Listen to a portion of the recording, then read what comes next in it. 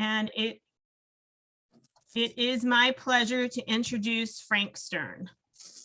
Okay, just one. Let me get rid of a piece of whatever they put in there that doesn't belong there. Okay, my name is Frank Stern. I was born in Frankfurt, Germany, and at the end of 1929. My mother, at the age of 23, she was an only daughter of a modern Orthodox, pretty middle class or upper middle class family in Frankfurt. She married to Lucerne, Switzerland, because it was not unusual, since there were only small Jewish communities in most parts of Germany and Switzerland and so on, for people to marry across countries. So at the age of 23 in 1918, she married a man by the name of Max Erlinger, who lived in Lucerne, also an Orthodox Jew. You've got to think of Orthodox Jews at the time, modern Orthodox, not Haredi, not Reform. So it gives you the idea of what it is.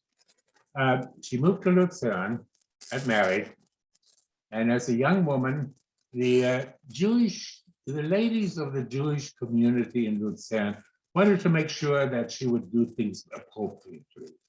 So they came to investigate her, to check out her kitchen, to make sure that everything was done correctly, and left. They got married, and as I said, the Jewish community was not exactly shy. They were nosy.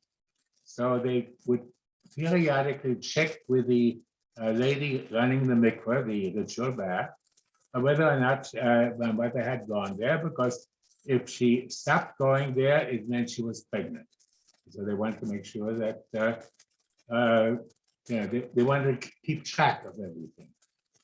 In due course, my mother gave birth.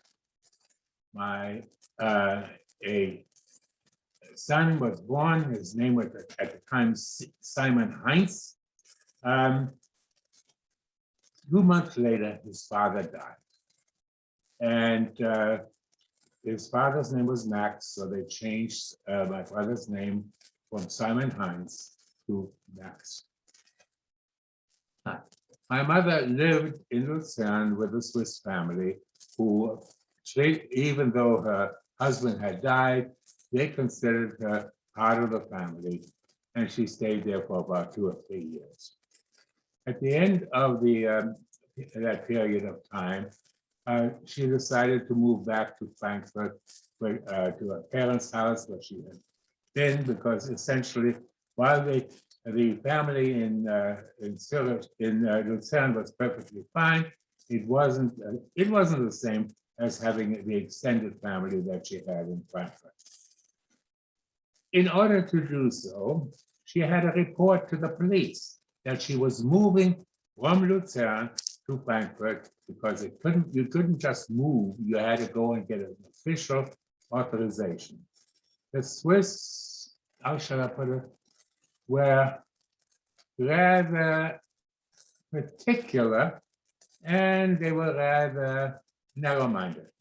Anyway, she moved back to Frankfurt, but the Swiss family continued regarding her new husband, my father, whom she married in 1925, and us, after I was born, as part of the family. In other words, we were just as much of a family as if her husband had lived and continued there. That's a very important thing, because it represented one of the good characteristics, the idea of community, of family. Well, we lived in Frankfurt. At the age of 4, I know my mother took me to Lucerne to meet all the various relatives, I guess they wanted to see who the new addition to the family was. And I don't remember too much of that other than the fact that I did go and obviously must have survived that. As indicated, the family was continued to be very inclusive. So much so that my mother was asked in 1936 to take care of a former brother-in-law who was quite a bit older. I think if I remember correctly, I checked it out some years ago.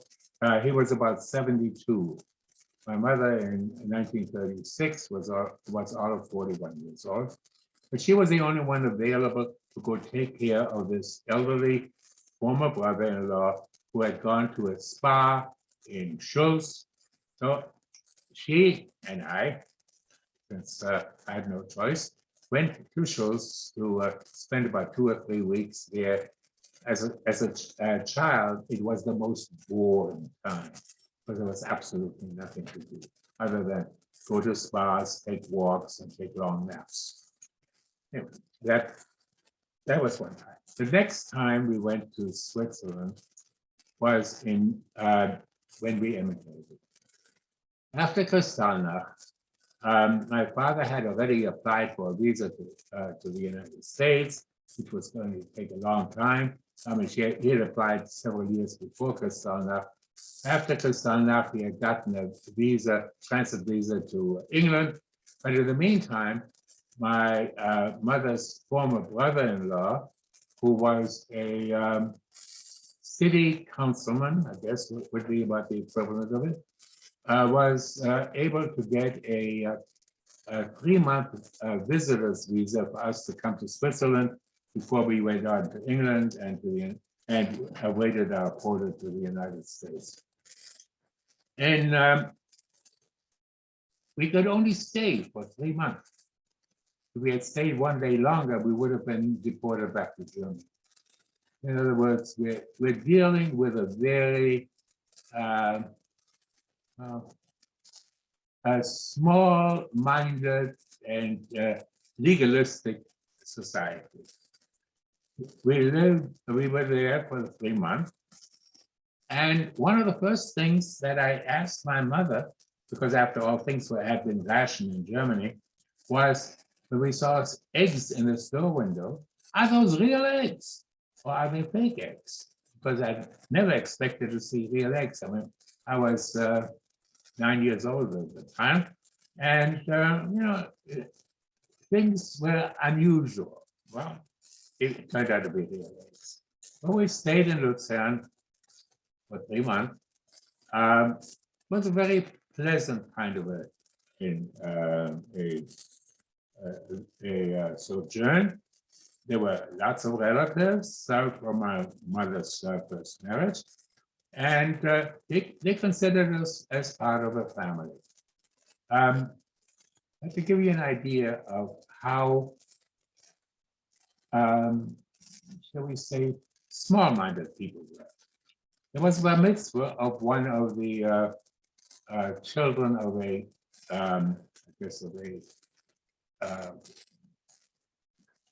mother-in-law, sister-in-law of my mother, former brother-in-law and sister-in-law.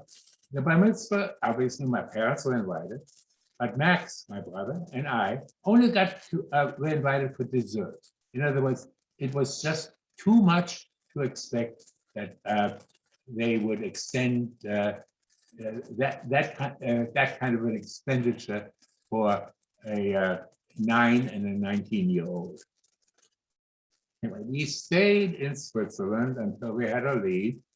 And one of the things I noticed there were park benches in the parks.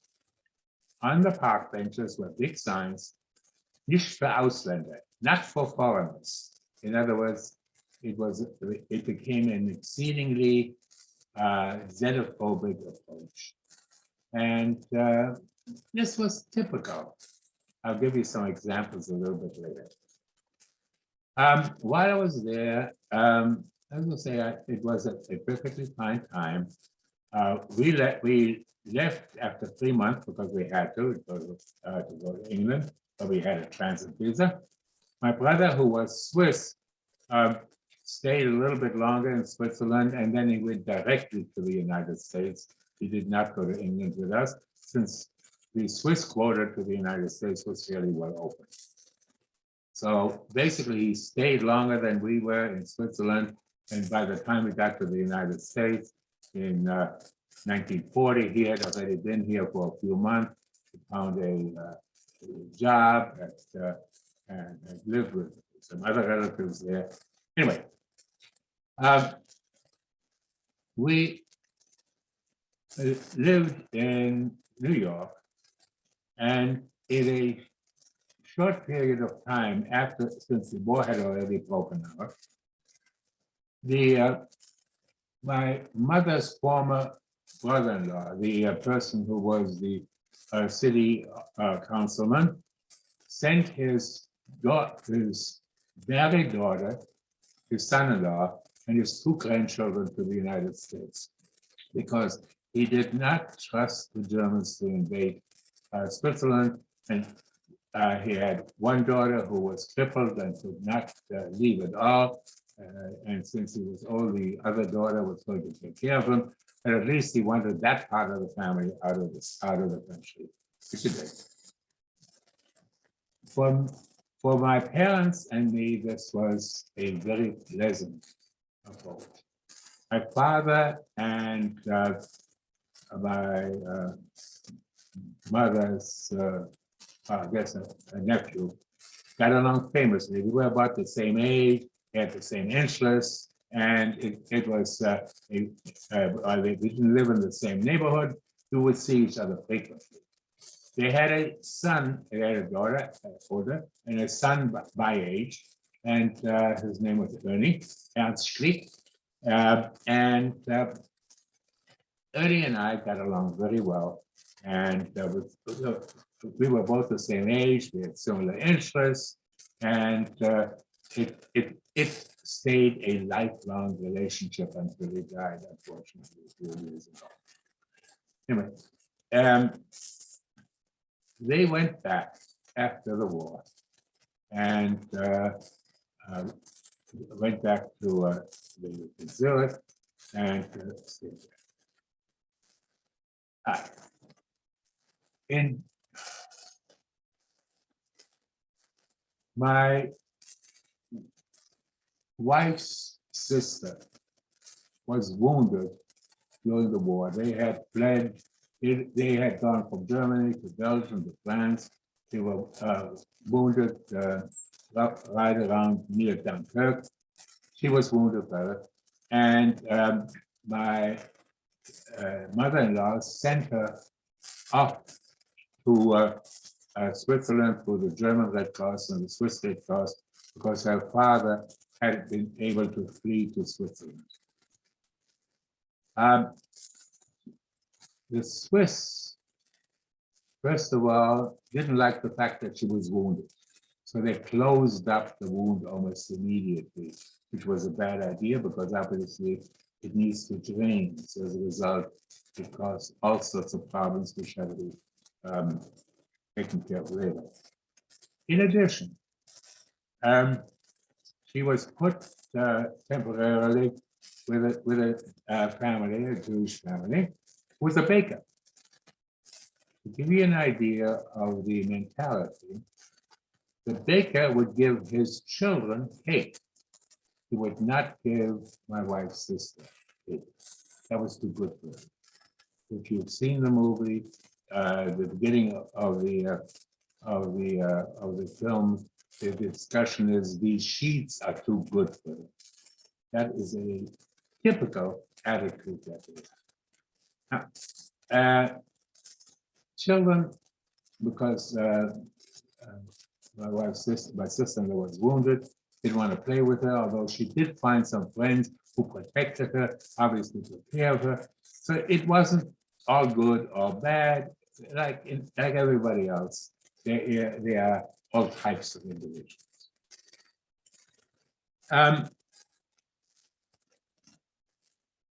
Let me give a couple of other things about Switzerland. My father-in-law had a friend who had been interned in US, was released, was able to go to Switzerland. He was a trained administrator of orphanages, which he had done in Germany, again within the Jewish community. The Swiss found that this was great. They put him in charge of an orphanage, unpaid, of course. Then, to give you an idea of the feeling, he asked them to make monthly menus for the children. He did. One day they came to inspect, and instead of let's say carrots, he had gotten Brussels sprouts or cauliflower or something else. Anyway, big to do. How dare he have a different vegetable than what he had put in at the beginning of the month? He said, because it was cheaper in the market today. And obviously, I'm trying to make do with the amount of money that you give me. Yes, but it gives you an idea of the headiness that you probably saw in the movie as well. Anyway,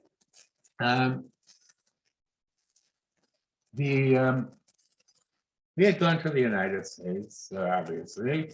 My cousins'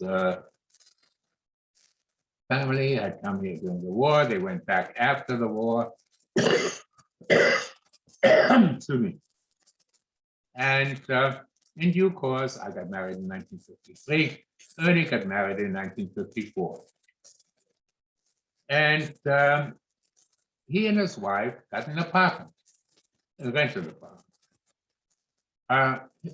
Ernie had lived in the United States long enough to know that certain things are worth comfort and worth a few bucks of in order to make it more comfortable. So he put in, at the time, about $50 worth of improvements into the apartment. All right, it's a few dollars more nowadays, but it wasn't exactly an exorbitant sum. Most of his friends said, how could you? It's going to be for the landlord's benefit. Why would you want to do that? So he said, I'm going to live here for the next 3 years. It's for my benefit. So if the landlord gets it at the end of the month, at the end of the period of time, so much better.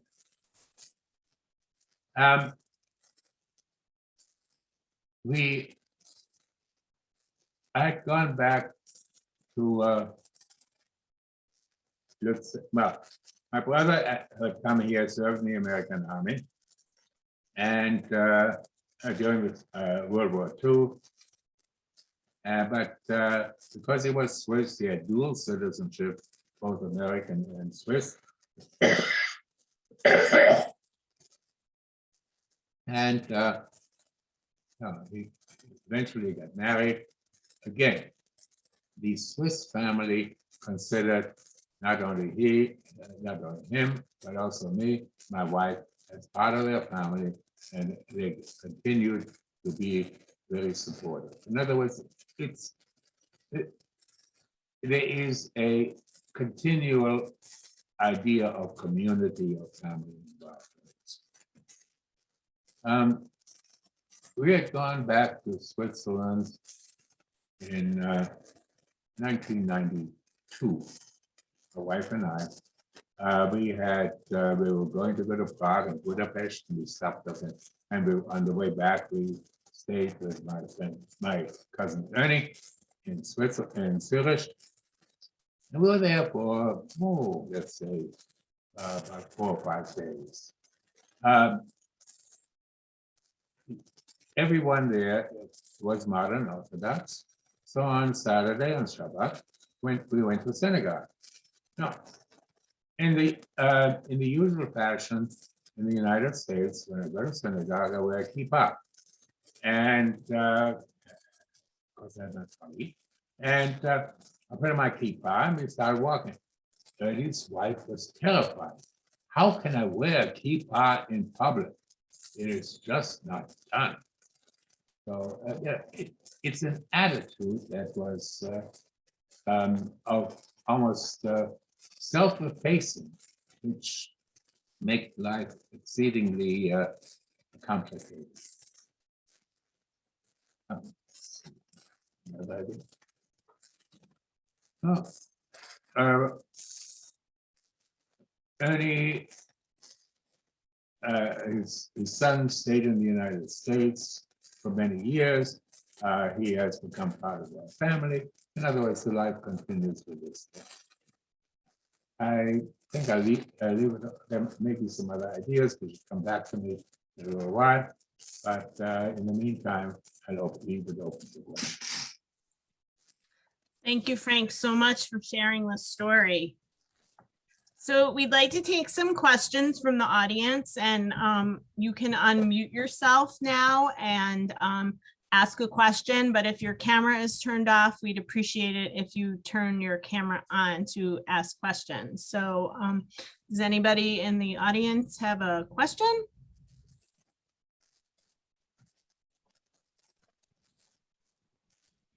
Okay, so Frank, how do you think the film Labyrinth, well, the 6-part series Labyrinth of Peace portrayed what was going on really in Switzerland compared to what you lived through?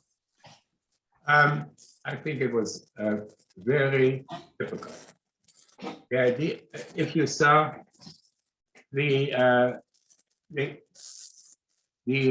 refugee kids from Buchenwald were there more for prestige than to do any good, because as soon as they could get rid of them, they did. And the idea of when they were taking a film of the before and after that, the one woman then exposed the film. Yeah, propaganda in order to aggrandize themselves. It was not at all unusual. Now, doesn't mean that some people really didn't try to do a lot of good. They did. And maybe Clara personifies the friend of us. But essentially, it's, you've got to remember, Clara initially also felt that these were, she was being a lady bountiful, and it's only later on that she became more involved in this. Yeah, just thought of something else. You know, my passport had a J in it.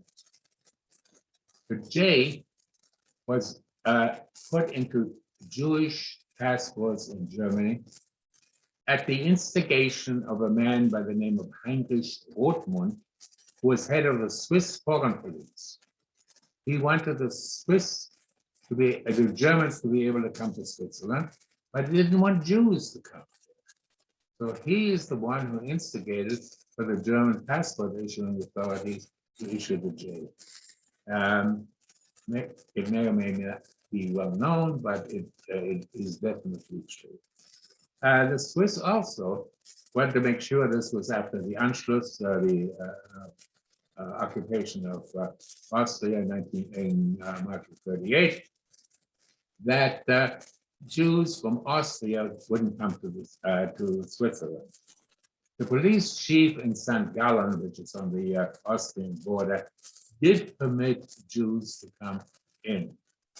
Like some of the people in the film also indicated that they let some in and kept others out. He let some in. He was dismissed, fined, and his pension was taken away. In other words, it was the same thing as happened with Egon. If you try to do the right thing by any kind of moral idea, but it goes against the particular feelings of the Swiss government, you are punished. And the police chief of St. Gallen, as I say, died in this case. It was only after his death that he was that his case was reevaluated and he was exonerated. How was life for your family who stayed in Switzerland through the war? No, How was no. My family had to leave immediately after 3 months. But the family that lived in Oh, yeah. Lucerne, Mhm, how yeah. was life for them during the war? How were Jews treated in Switzerland during the Uh, war? My father called it normative anti-Semitism. In other words, anti-Semitism was excuse me, was not an unusual situation. And that's why he called it normative. In other words, as long as it was no worse than that before, yeah, it's what you were expected, just a second.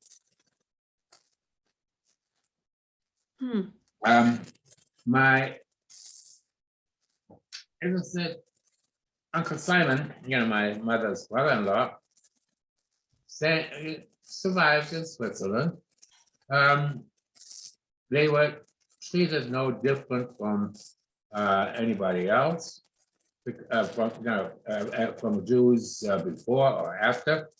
But he was worried that if the Germans invaded, at least the next generation should be in the United States so that somebody should survive. Yeah. The Swiss had a very strange idea. For instance, for the longest time in the 19th century, and even the early part of the 20th century, Jews could live in only 2 cantons in Switzerland. They could not live all over the place. They were only, Switzerland has cantons, which is the equivalent of states. There were only 2 cantons, and in 1992, when we were there with Erlich, he took us to the old cemetery in Endingen, which was the only cemetery that prior to sort of the turn of the century, Jews could be buried in. Give you another example. In a treaty between the United States and Switzerland, sometime in the latter half of the 19th century, is the only treaty at that time that specified that no Jewish diplomat or businessman should be sent to Switzerland. Talk about normative anti-Semitism. Wow, that's incredible. I mean, I've thought a lot about the so-called neutral countries and done a lot of reading. And I think the Swiss and the Swedes, I think that they took care of themselves. It was like an armed, it was, maybe they didn't take up arms, against Germany, but they certainly were doing a lot of business with the Germans. They certainly were financially,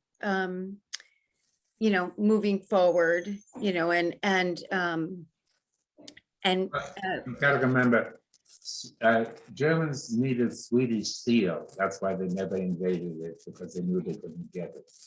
But Sweden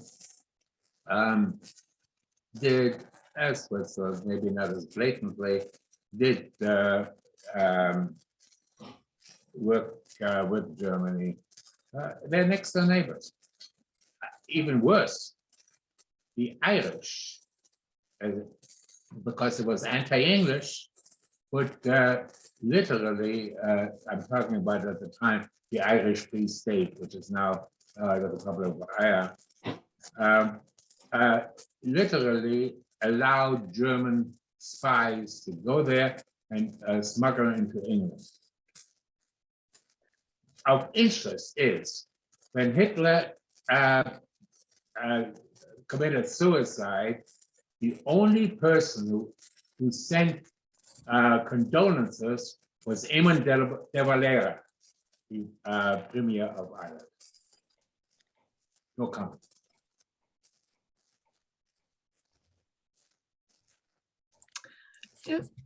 I'm sorry, Eileen. do you think that the Swedes really thought that they were being neutral, or they were just trying to, like you said, cover up because they were making money off this whole Hitler expedition? Yeah, I mean, like any country, there were people on both sides. There were people who wanted to collaborate. There were people who wanted to do the opposite. If you look at the protocol of the Wannsee conference that Eichmann prepared, he listed the Jews in all the countries that are going, the ones under German occupation and affiliation, and those that were neutral and an ally in the Allied camp, with the idea that all Jews in those things eventually would be exterminated. In other words, the idea was that the Germans in due course were probably going to invade Sweden, Switzerland, Spain, Portugal, Turkey, you name it.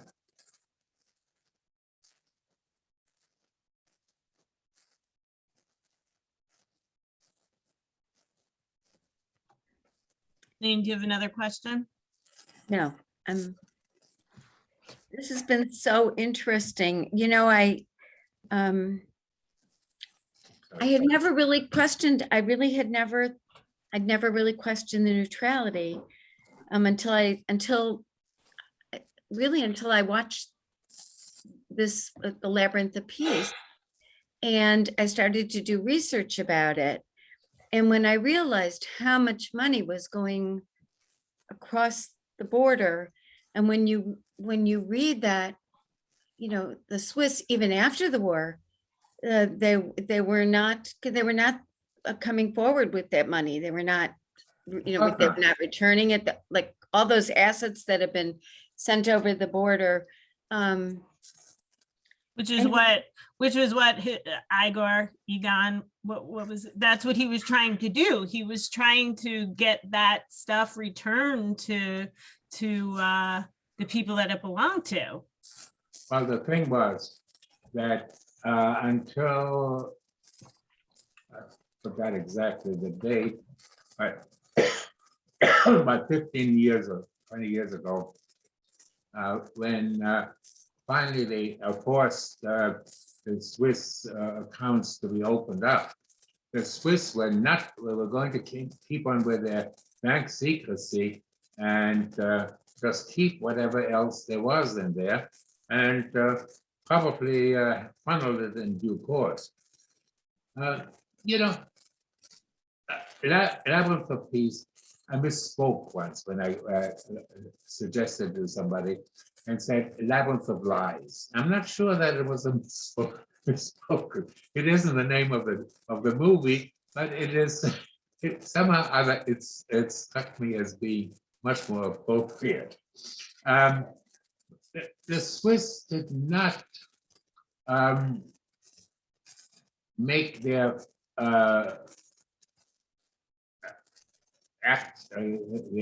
documents available until they really were forced to, and even then they kept it secret to the extent that they could.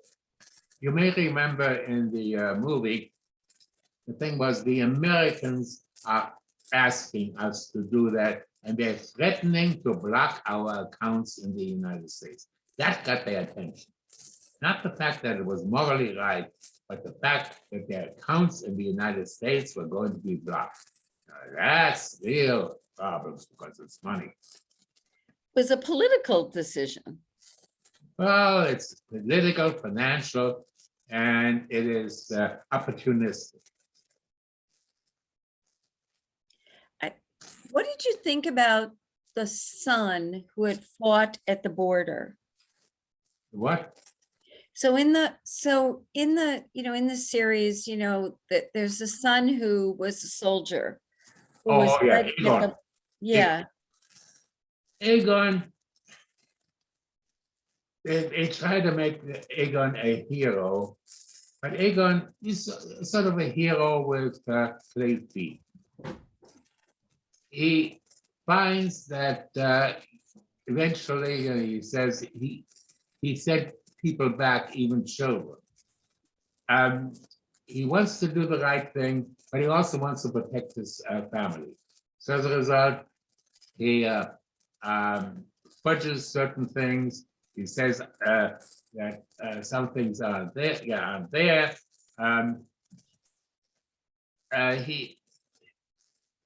He feels he's spent these 5 years at the border. He's very proud of doing it. He's sort of resentful that his older brother got the exemption. But on the other hand, they're still family. But on the other, he wants to protect his older brother, and he wants to do the right thing. And when they conflict, sometimes he works one way and sometimes the other. It's he's human. Doesn't mean that he's good or bad. He's human. To be sure. But so it was interesting that after we presented this series, we got emails from people saying, well, is there more? Is it what? Is there more? Like, is the series going to continue? I've not heard that the series will continue. And I honestly don't think it should. I think it said what it had to say. You don't want to do overkill. It obviously talks about the two sides of any individual. I mean, Johann tries to do the right thing by his workers. He tries to do the right thing by his family. On the other hand, he wants to make a name for himself, and he wants that the synthetic stuff to do. And if it is somebody who may, he doesn't want to work with Nazis, but if it turns out to be a Nazi, well, maybe he wasn't such a bad Nazi. Maybe it's a small Nazi, not a big one. Right.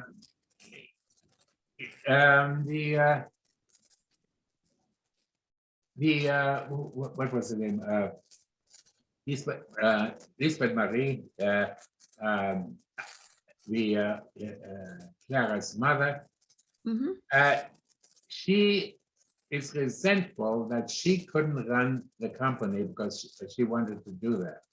And Carl, who's a cousin, obviously didn't want to. And so she was forced into this marriage. And she really didn't like any of these things. She really was a rather self-centered individual. Egon's and Johann's mother. She tries to do good. She works in that home. She's the one who exposes the film because she doesn't like the idea that they manipulate how good they are towards these poor benighted refugees, and yet at the same time she also is very protective of her son, and that's why she and Clara have absolutely eventually cannot even communicate.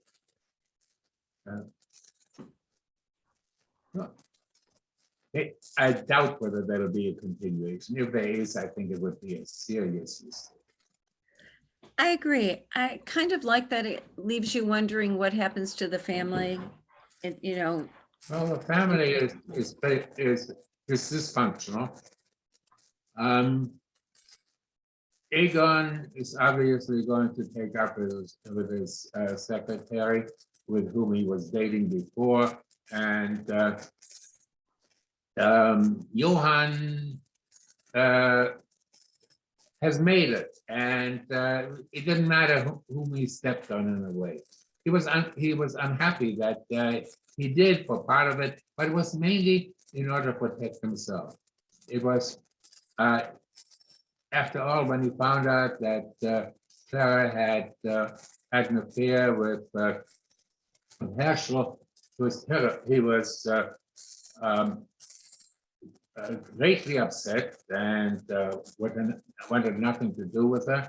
Then in due course, when he found out that he was in really serious trouble with authorities, then he wanted Clara by his side.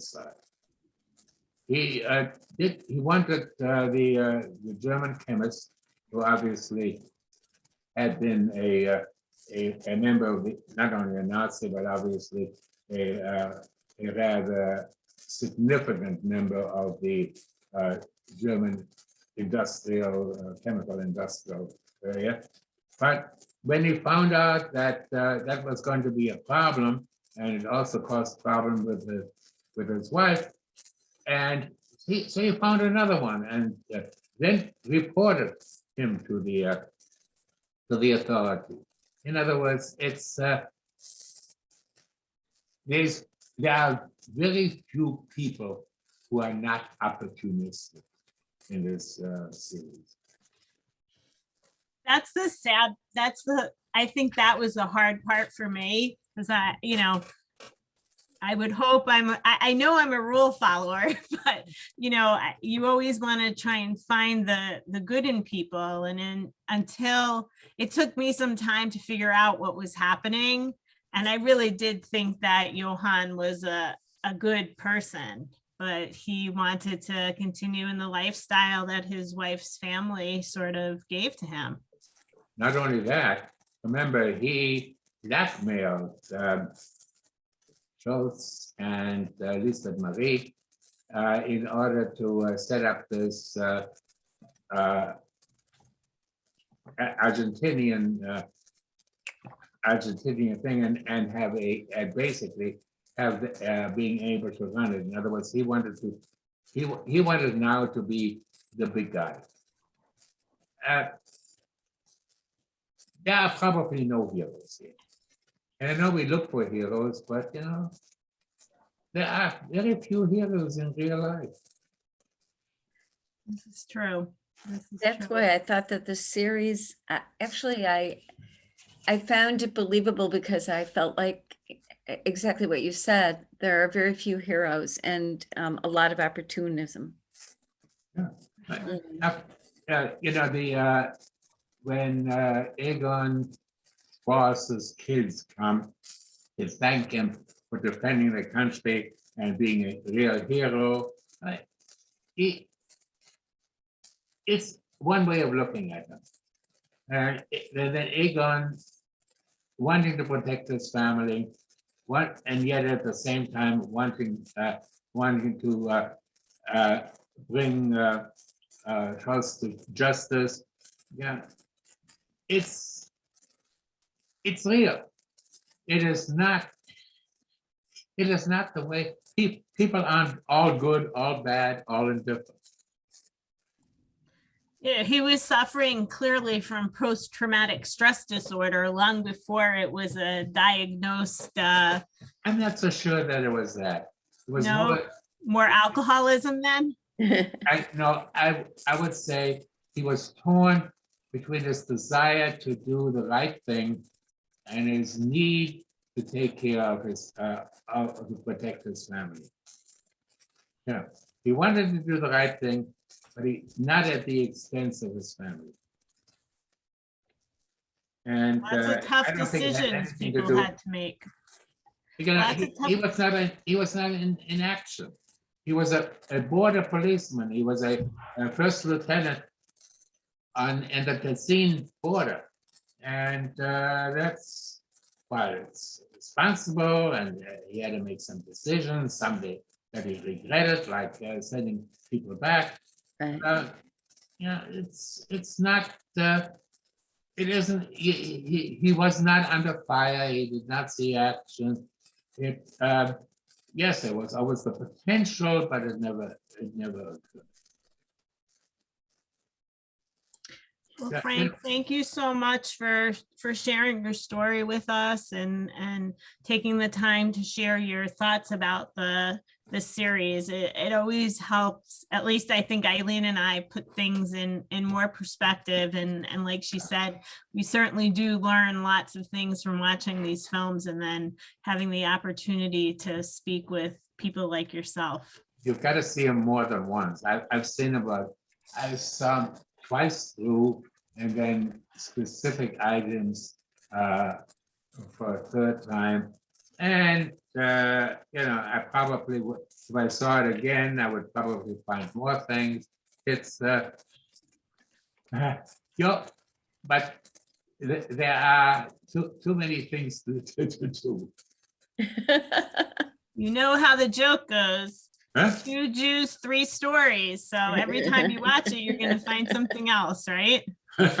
Well, I've got my next situation is on a different level. It's in relationship to the book we talked about, Yes. and I'm interested in seeing tomorrow night's talk by Kitty. daughter of somebody who was in Switzerland, obviously, who was like these kids were. My guess is was forced to leave to go to Sosua. Sosua was Switzerland is a modern alpine climate country, industrialized, rural, etc. Sosua was a farming community in a semi-tropical area, which was in the process of being built in a dictatorship run by Rafael Trujillo, and I'm sure he didn't go there voluntarily. But I'm curious to hear the story. We're excited about hearing it as well. So Yeah. we're glad that you're going to join us for it. And, we hope that everybody that's on with us tonight will also join us tomorrow night. And we will see you tomorrow at 7. Thank you so much, Frank. We appreciate it. It is my pleasure. This is what I've been doing for the last 25 years, speaking to groups and giving tours, etc. So at this point, I can only do it from sitting in front of a computer, and I no longer move, I no longer see as well. Fantastic. still Well, talk. you did great. You did great with the technology. So thank you. Thank you. Thank you Thank so you. much, Frank. And everybody have a wonderful evening. Thank you. Bye-bye. Bye-bye.